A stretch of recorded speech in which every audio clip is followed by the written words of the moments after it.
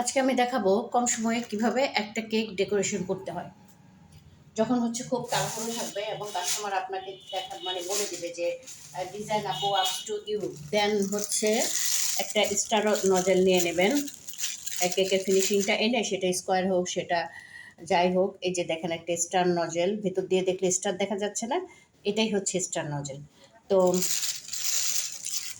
Piping ব্যাগে ভরে কিছু হোয়াইটের উপর হচ্ছে, যেহেতু মেয়ের কেক, একটা পিঙ্ক কালারের হচ্ছে আমি ক্রিম তৈরি করে নিয়েছি।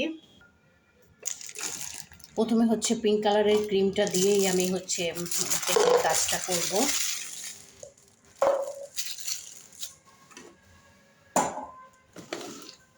তো এভাবে হচ্ছে যে একটা পর একটা ক্রিম তৈরি করব আমি, দেখতে পাবেন।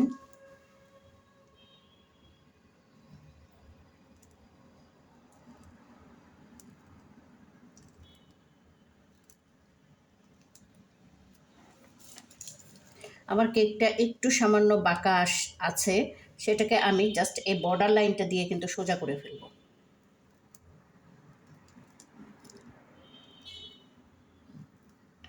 এটাও কিন্তু একটা টেকনিক কেককে ডেকোরেশন করার। একটু সামান্য এই যে এদিকটা ভেতরে আছে, এদিকটা বাইরে আছে, এটা হচ্ছে আমি জাস্ট এই বর্ডার লাইনটার মাধ্যমেই এটাকে আমি একদম সোজা শেপ করে ফেলবো।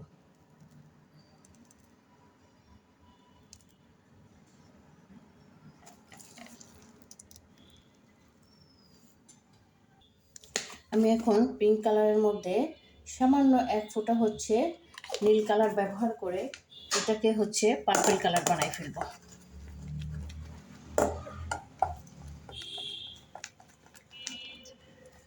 কালার মেশানোর টেকনিকগুলো আসলে আমাদের রঙের খেলা যেটা, তো একবার জেনে নিলে কেকের কাজ করা অনেক সহজ হয়।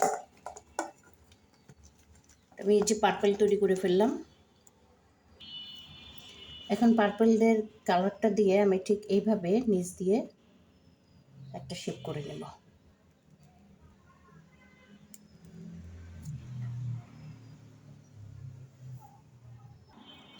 দেন আমি যেটা করব, এদিক দিয়েও আমি ঠিক এই কালারটা দিয়ে আরেকটা বর্ডার লাইন করে নেব।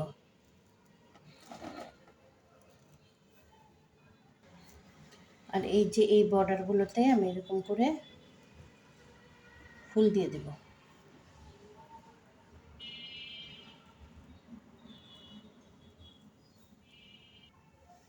এখন যেটা করব, আমি সেম সাইজের, যেহেতু চারটা দেবো চার কোনায়, চারটা দেবো না ছয়টা দেবো আসলে ঠিক ভেবে পাচ্ছি না। আচ্ছা, প্রথম ফার্স্টলি আমি চারটা দেবো, দেন হচ্ছে আমি হয়তো বাড়িয়ে নেব। আমি খুব বড় বড় বো করলাম না, ছোট ছোট করলাম। এভাবে হচ্ছে চার কোনায় চারটা দিয়ে দিব।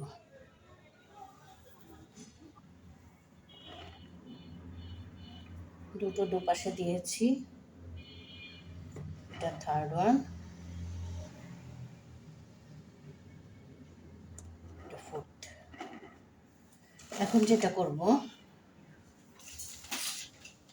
যেহেতু এটা একটা ব্ল্যাক ফরেস্ট কেক, আমি হচ্ছে কিছু চকলেট মাঝে গ্রেট করে দিয়ে দিব, ঠিক এরকম করে।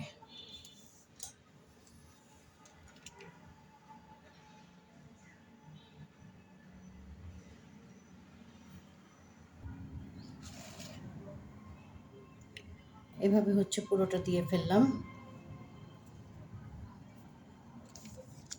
এখন একটা জিনিসই বাকি রইল, হ্যাপি বার্থডে। যার বার্থডে তার নামটা লেখা। এখন এই ছোট ছোট টপারগুলো কিন্তু আপনার কাজকে সহজ করে। এখানে হচ্ছে হ্যাপি বার্থডে অলরেডি লেখা আছে, আমি এই টপারটা এখানে বসিয়ে দিলাম।